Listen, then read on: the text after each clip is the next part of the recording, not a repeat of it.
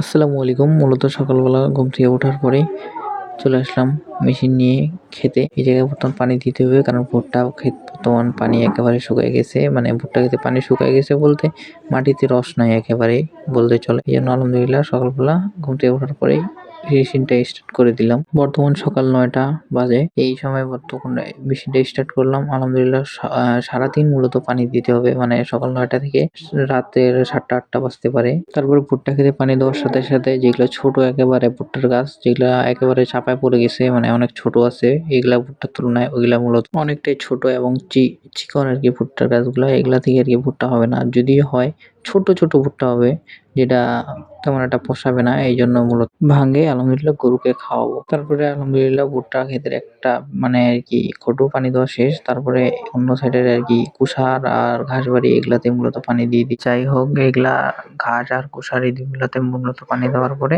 ইনশাআল্লাহ সার দিই। যেহেতু ঘাস কাটে খাওয়াইছি এইজন্য এখন সার দিতে হবে তাহলে তাড়াতাড়ি বড় হবে। তারপরে এর ফাঁকে চলে গেলাম বাজারে। বাজার থেকে ইনশাআল্লাহ সার নিয়ে আসলাম। ইউরিয়া। তারপরে সার নিয়ে আসার পরে আগে যে জমিটাতে আরকি ঘাস কাটতাম প্রথমে ওই জমিটা মূলত একটু ঘাসগুলা ডেকাগুলা বড়, বড় হইছে। এগুলাতে মূলত সারটা দিয়ে দিচ্ছি। যেন আরকি এগুলা অতি তাড়াতাড়ি অতি শীঘ্রই বড় হয়ে যায়। যেহেতু সারও দিয়ে দিচ্ছি, পানিও দিয়ে দিচ্ছি। তারপরে ওর পাশে আরেকটা ঘাসের জমি আছে। এখান থেকে বর্তমান ঘাস কাটে খাওয়াচ্ছি। অল্প একটু ঘাস কাটে খাওয়ানো হয়েছে।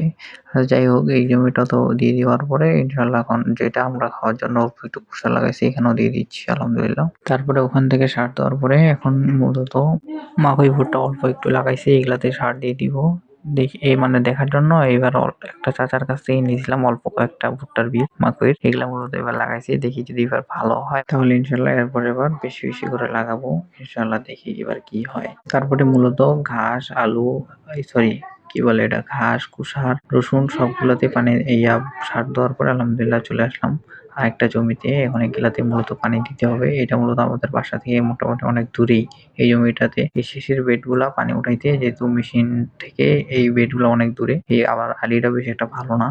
এজন্য এই বেডটা পানি উঠাতে সবচেয়ে কষ্ট হয়। মানে প্রচুর লেভেলে ভাঙে। একটা বেড পানি হইতে প্রায় ২-৩ বার করে আরকি যে সেখানে ভাঙে যায়। যাই হোক ওইদিকে মোটামুটি আলহামদুলিল্লাহ সব বেডগুলা এদিককারও মোটামুটি পানি দেওয়া শেষ আলহামদুলিল্লাহ। এখন আপনাদের দেখাই আল্লাহ তাআলার কিছু অলি এই সুপারিগুলা মূলত যেগুলা দেখতে পাচ্ছেন সুপারি গাছগুলা সবগুলা আমাদের। এই সুপারিগুলা আরকি পাকতে না পাকতেই এগুলা মূলত চুরি করে নিয়ে যায়। যেহেতু এগুলা কান্দরের মাঝে এই সুপারি গাছগুলা লাগানো আছে এখান থেকে আমরা বেশিরভাগ ফল পাই না আরকি মানুষজন আরকি নিয়ে যায়। তারপরে আলহামদুলিল্লাহ দেখতে, দেখতে সন্ধ্যা হয়ে গেছে। এখন ইফতার করার পরে আসলাম এই জায়গায় আবার মেশিনের। এখন রাত হয়ে গেছে মূলত। তো আজকের ভিডিও পর্যন্তই। আসসালামু আলাইকুম।